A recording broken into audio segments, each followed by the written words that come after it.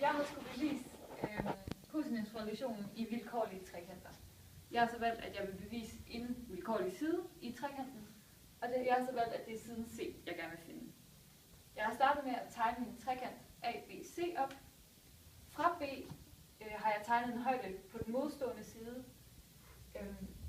og da højden altid står vinkelret på den modstående side, har jeg fået skabt to retvinklede trekanter. Og da det er retvinklede trekanter, så ved jeg, at jeg kan bruge Pythagoras sætning, som står der i boksen. Jeg har så for hver af de to trekanter skrevet Pythagoras op, og så bare indsat mine værdier i sætningen, som gælder for Pythagoras. Jeg har bare sagt, at den ene katete i den ene trekant, det er h, fordi det er højden, h i anden, plus siden b minus x, fordi hele siden, det er b. Den ene side her, den er x, og den anden side, det er bare b minus x. Så derfor hedder den b minus x i anden, lige med c i anden. Det var for den ene trekant. For den anden trekant har jeg gjort præcis det samme, sat tallene ind i Pythagoras. H i anden plus x i anden lige a i anden. Da h ikke indgår i min ligning om kosinusrelationen, vil jeg gerne have det isoleret, sådan at det kan komme væk.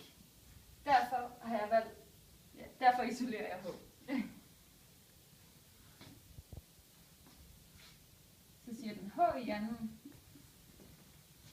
da der står plus parentes b minus x i anden, så trækker jeg b minus x i anden fra på begge sider. Så der kommer til at stå c i anden, minus parentes b minus x i anden. Den anden trekant. Jeg isolerer h. H i anden. Her der står der plus x i anden, så jeg trækker x i anden væk på begge, eller fra på begge sider af lighedstegnet. Så der kommer til at stå a i anden minus x i anden. Da begge ligninger indeholder h herover, så kan jeg sætte ligningerne over for hinanden. Så det gør jeg. Der kommer til at stå c i anden minus parentes b minus x i anden lige med a i anden minus x i anden. Nu vil jeg så gerne isolere c, fordi det er c, jeg gerne vil vide noget om. Så der kommer til at stå c i anden lige med. Jeg plusser parentes b minus x i anden på begge sider af lighedstegnet. Der kommer til at stå a i anden minus x i anden plus parentes b minus x parentes slut i anden. Nu regner jeg min parentes ud. Gør lige herovre.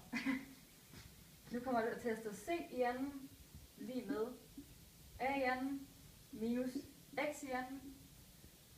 Så der kommer der til at stå plus parentes b minus x parentes slut. Og en ny parentes, fordi når en parentes står i anden, så ganger du to af den samme parentes med hinanden. Godt. Nu ganger jeg så mine parenteser sammen.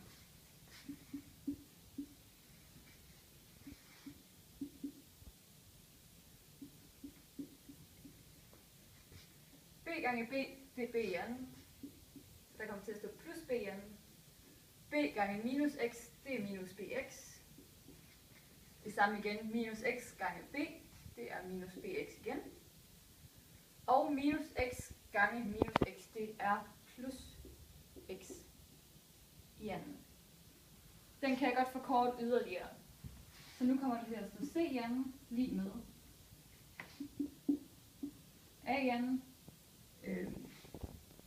minus x og plus x, de går ud med hinanden, så den sætter jeg et kryds over, og så er de væk. Så lige nu så står der plus b i anden, minus bx, det er minus 2bx. Ja. Nu begynder det at ligne det, jeg gerne vil frem til her. Det eneste, der er i vejen, det er x der. Hvad jeg ved om x, det er, at det er den her katete i trekant 2. Den her katete, altså kateten x, det er lige med den hosliggende katete.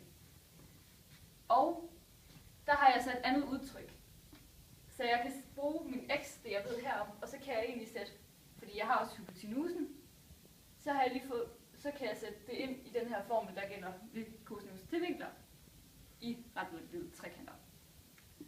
Så her kommer der til at stå cosinus til c, vi kan lige tegne sådan en pil op,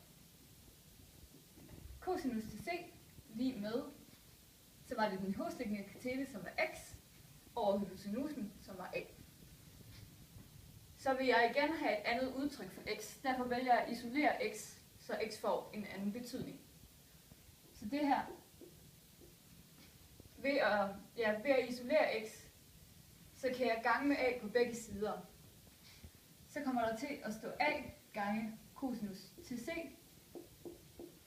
lige med x. Så nu har jeg fundet en anden værdi for x.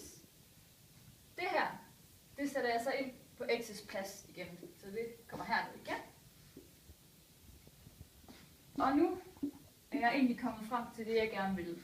Vi har c i anden lige med a i anden plus b i anden minus 2 gange a gange b gange cosinus til c.